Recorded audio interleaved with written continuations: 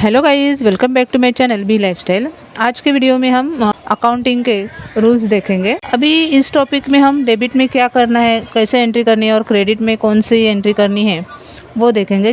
इस टॉपिक में हम डेबिट क्या डेबिट करना और क्या क्रेडिट करना वो सीखेंगे। और टैली में टोटली 28 ग्रुप्स होते हैं।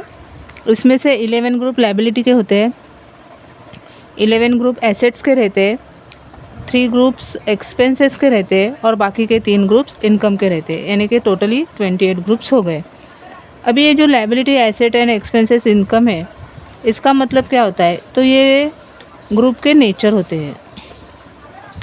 पहले हम लायबिलिटी देखते हैं। लायबिलिटी यानी जिम्मेदारी, मतलब यहाँ पे हमने किसी से लोन लिया है और वो लोन हमें उसको कुछ समय बाद देना है, तो ये हमारी जिम्मेदारी हो गई, ये लायबिलिटी हो गई।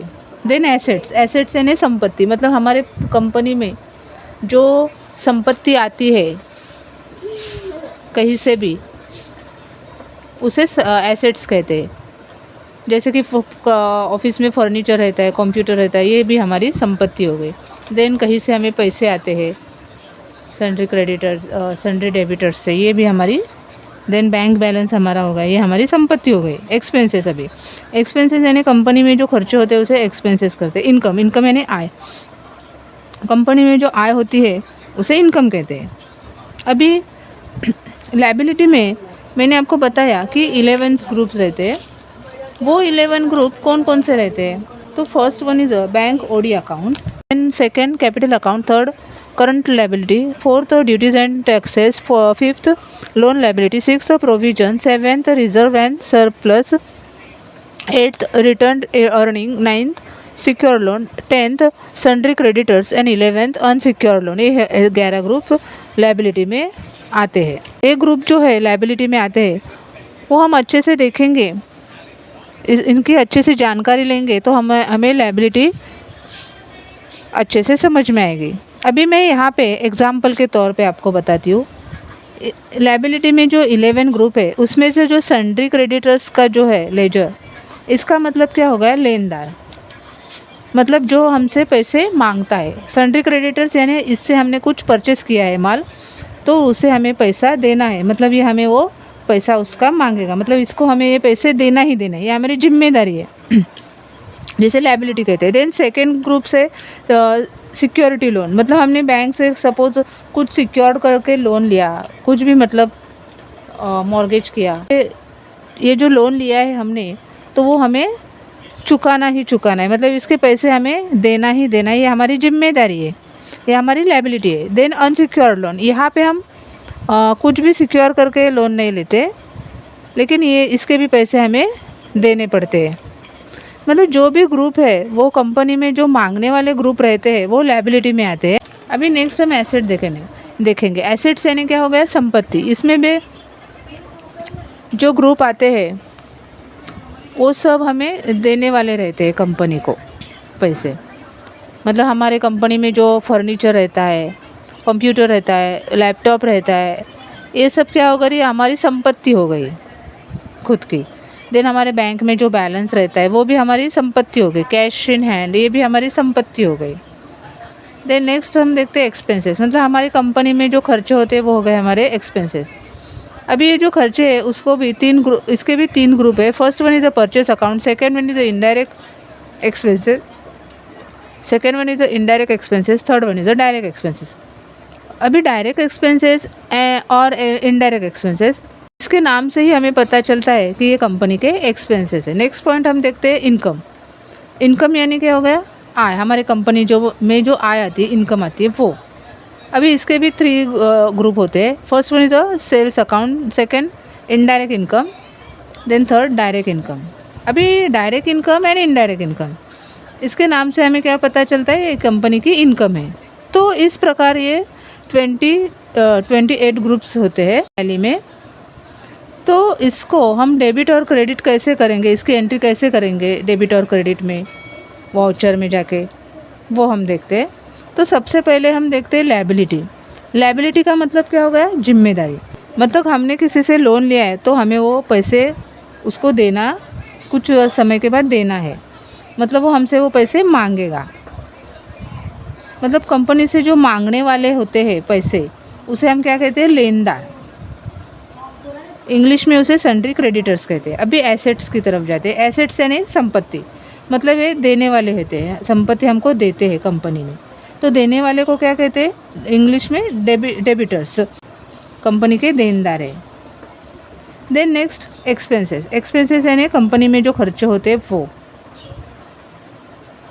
यानी जो भी खर्चे हम खर्चे करते हैं कंपनी में, उसे हम डेबिट करते हैं। फॉर एग्ज़ाम्पल अभी मेरे अकाउंट में 2000 रुपीज़ है, मैं शॉपिंग करने गई तो शॉपिंग का खर्चा मेरा 500 हो गया, तो मैंने पेटीएम किया, पेटीएम से पे किया पैसा, तो मेरे फ़ोन पे क्या मैसेज आएगा, your account has been debited for 500 rupees. यानी ये जो 500 रुपीज़ है वो डेबिट हो गए, क्योंकि मैंने किसी तरह से यहाँ पे खर्चा किया है। तो डेबिट यानी किसी तरह का खर्चा होता है। तो जिस भी एंट्री को हम पहली बार डेबिट करेंगे तो इसका मतलब होता है हमारी कंपनी में किसी न किसी तरह का खर्चा हुआ है। अभी नेक्स्ट हम देखते हैं इनकम। अभी इनकम को भी हम कैसे डेबिट क्रेडिट करेंगे, तो एग्जाम्पल के तौर पे मैं आपको बताती हूँ। सपोज़ मैं किसी कंपनी में काम कर रही हूँ, वहाँ पे मेरी सैलरी 20,000 है। अभी मेरे को सैलरी मेरी ऑनलाइन ही आती है, तो मेरे फ़ोन पे मैसेज क्या आएगा, आता है कि your account has been creditors for 20,000 rupees. तो यहाँ पे क्रेडिट जो है वो क्या है, इनकम है, इनकम शो हो रही है। तो जब भी हमारे अकाउंट में पैसे आते हैं या किसी तरह से भी इनकम आती है, सैलरी से या किसी और रिसोर्स से, तो वहाँ पे क्या लिखा आता है, message your account has, phone में क्या मैसेज लिख के आता है, your account has been creditor. यानी जिस भी एंट्री को हम पहली बार क्रेडिट करेंगे, इसका मतलब क्या हुआ कि किसी न किसी तरह की इनकम आ रही है हमारे पास। तो इन शॉर्ट क्रेडिट का मतलब क्या होता है, एक तो आपने पहली बार किसी एंट्री को क्रेडिट किया, यानी कोई ना कोई आपसे पैसे मांगेगा, यानी वो लेनदार हो गया हमारा। या फिर पहली बार आप किसी एंट्री को क्रेडिट करेंगे तो आपकी किसी ना किसी तरह की इनकम हो रही है। किसी एंट्री को डेबिट करेंगे तो वो क्या हो गया, हमारा देनदार हो गया, डेबिटर्स हो गया, किसी ना किसी तरह का खर्चा हमारी कंपनी में हो रहा है। तो इन शॉर्ट क्रेडिट जो है वो लेनदार के लिए है और कंपनी में होने वाले इनकम के लिए यूज़ करते हैं, और डेबिट जो है वो देनदार यानी सन्ड्री डेबिटर्स और कंपनी में होने वाले खर्चे यानी एक्सपेंसेस के लिए यूज़ किया जाता है।